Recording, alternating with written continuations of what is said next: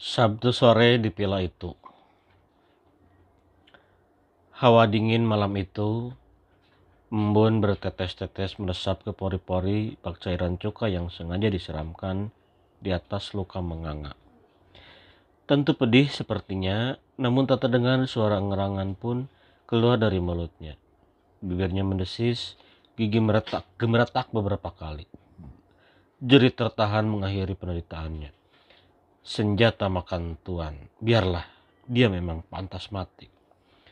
Hitungan detik berselang, kobaran api merembet begitu cepat, melalap semua hingga tak tersisa. Bau tak sedap tiba-tiba menusuk hidung, sesuatu yang aneh terbakar. Kian lama kepulan asap pun meninggi.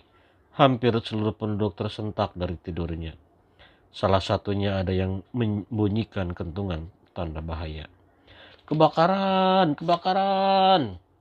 Berita kebakaran sebuah villa menjadi headline sebuah koran pagi hari ini.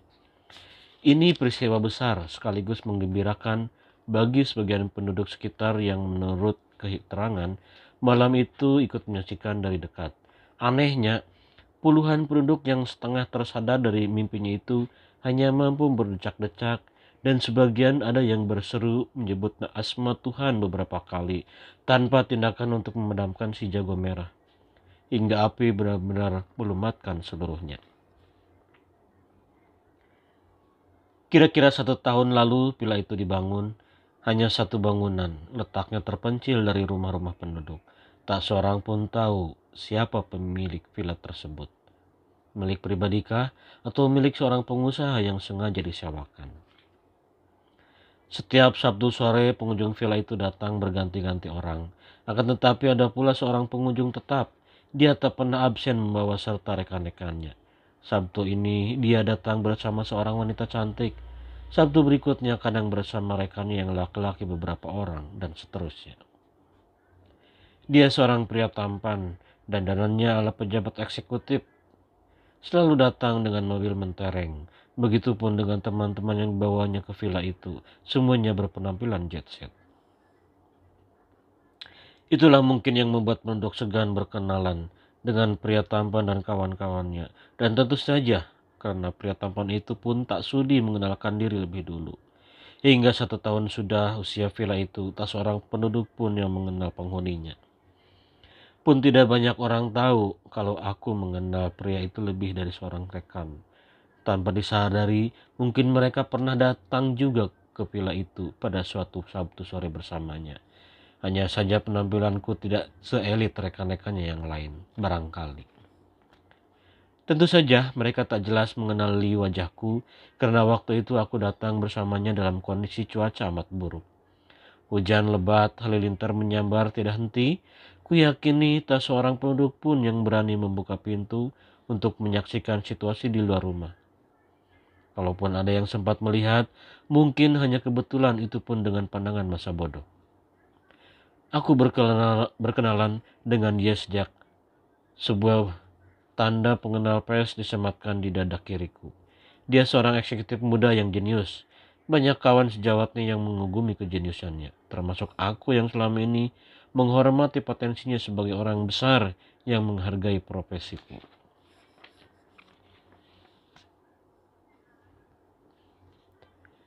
Hampir 2 tahun kami bersahabat baik. Jelas sebelum villa di pemukiman penduduk itu berdiri, berita yang kutulis tentang dia selalu berita yang baik-baik. Bukan karena dia sudah seperti sahabatku sendiri, tapi dia memang eksekutif yang profesional. Oh iya, Sabtu sore itu ada kali pertama aku diundangnya untuk menginap di villa. Sebuah santapan makan malam dan lezat dihidangkannya spesial untukku. Karena tak sepotong makhluk pun di situ kecuali kami berdua. Villa itu jadi terkesan angker. Bulu kuduku mendadak meremang. Hujan angin tak berhenti hingga menjelang subuh. Suaranya bergemuruh mengalahkan bunyi jangkrik dan binatang malam lainnya. Kejanggalan lain kudapati di dalam villa itu. Sebuah ruangan yang oleh pria itu dibiarkan dalam kondisi tanpa penerangan. Pintunya tertutup rapat. Sebuah gompok besar menggantung di sana. Ketika pertanyaan jahil kusodorkan, dia terlihat gugup menjawab. Walaupun tentu saja Karena kejeniusannya dia berhasil menjawab pertanyaanku dengan sebuah pertanyaan yang masuk akal. Kamar itu pintunya rusak. Maksudku, tempat lampunya rusak. Belum sempat diperbaiki. Lalu mengalihkan pembicaraan ke topik lain. Semalam bersama dia di villa itu kurasakan berada dari biasanya. Aku seperti tidak sedang berkomunikasi dengan dia. Ada sesuatu yang disembunyikan. Mengobati kepenasarananku, aku menyambangi pemukiman pada kesempatan lain. Tentu saja sebagai wartawan. Dari pernyataan beberapa penduduklah, kuperoleh informasi bahwa villa itu baru saja berdiri sekitar 1 tahun yang lalu, dengan tanpa konfirmasi apapun kepada penduduk yang berdekatan letak rumahnya.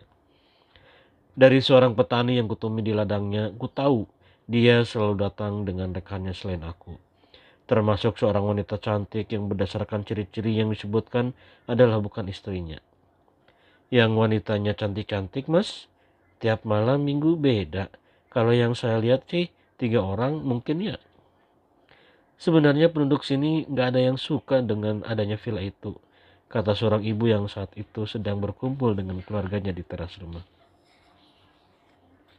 Ada yang bilang villa itu selalu dijadikan tempat mesum. Ada yang mabuk-mabukan juga, mas. Kami pengen protes tapi kami takut. Kenapa nggak lapor ke yang berwajib saja? Kata Pak Lurah sih sudah, mas. Tapi sampai hari ini nggak ada petugas yang datang untuk mengecek kebenaran informasi yang diberikan lurah kami. Mas ini orang pertama yang nanya soal villa itu. Pemukiman itu memang cukup jauh berada dari layaknya sebuah pedesaan. Daerahnya sulit dijangkau. Tak ada transportasi yang melewati wilayah itu. Kalau waktu itu aku tak kebetulan datang bersama pria itu, aku pun tak akan menyangka kalau di sekitar itu ada kehidupan manusia. Tiba-tiba tersiar kabar bahwa sang eksekutif muda yang jenis itu ternyata punya skandal perselingkuhan. Berdasarkan narasumber yang diminta keterangan, menyebutkan kalau wanita yang berhasil digaetnya tidak hanya satu. Yang sangat tidak aku percaya, salah satu dari wanita simpanannya adalah seorang yang persis 5 bulan lalu kulingkarkan cincin emas putih di jarinya. Dia bekerja di salah satu bank swasta. Kira-kira 5 bulan mendatang, kami berlaksud melangsungkan persepsi pernikahan. Tanpa diskusi berkepanjangan, hubungan kami pun berakhir. Walau demikian, rasa marah, emosi, kebencian tidak terobati oleh apapun. Harga diriku telah tercabik-cabik. Aku dan pria itu akhirnya sepakat untuk saling bertemu. Menyelesaikan urusan laki-laki. Kami bicara 4 mata di villa itu yang tak lain adalah miliknya. Seperti Sabtu sore sebelumnya, aku datang bersamanya ke villa itu seakan tanpa masalah. Aku disuguhi suasana indah dan hidangan lezat, entah apa yang dia inginkan dari aku. Saya harap kamu tidak berbuat konyol. Dia mencoba mengancamku. Saya bisa berbuat apa saja jika kamu berani mengangkat masalah ini ke publik. Hah? Ancamannya lebih keras. Kita kan bersahabat. Masalah ini masalah kecil. Tak usah dibesar-besarkan. Hal biasa lah. Wajar laki-laki ingin wanita lebih dari satu kok. Wajar laki-laki ingin wanita lebih dari satu toh. Apa istimewanya kalau berita ini diangkat? Tak ada hubungannya dengan profesionalitas jabatan. Siapa yang bisa menjamin kalau kasus ini tidak akan menjadi besar? Aku balik menggertak. Sudahlah Pram. Saya ingin kepastian sekarang. Soal benefitnya, kamu tinggal tunggu nanti. Saya tidak ingin menjanjikan sesuatu. Lagi pula, kalau menurutmu ini berita biasa dan tidak ada hubungannya dengan profesionalitas jabatan, kenapa takut dengan publikasi? Benda tajam berkilat terhunus tiba-tiba mengenai perutku. Sayang, dia tak berhasil mengucapkannya. Gelagat itu sudah kucium sejak tadi. Dan tentu saja karena kewaspadaanku, malam itu akulah yang jadi pemenangnya. Pram, posisinya di mana? Segera merapat ke kantor. Edwin meneleponku dari kantor. Polisi sedang mengusut peristiwa kebakaran kemarin malam. Kau diminta segera datang untuk memberi keterangan penting. Kau kan yang menulis beritanya. Menurut dugaan mereka ada insiden lain sebelum kebakaran villa itu. Kemudian sudah terjadi pembunuhan yang direncanakan. Saksi mata mengungkapkan kira-kira menjelang maghrib ada 2 orang laki-laki yang mengunjungi villa itu.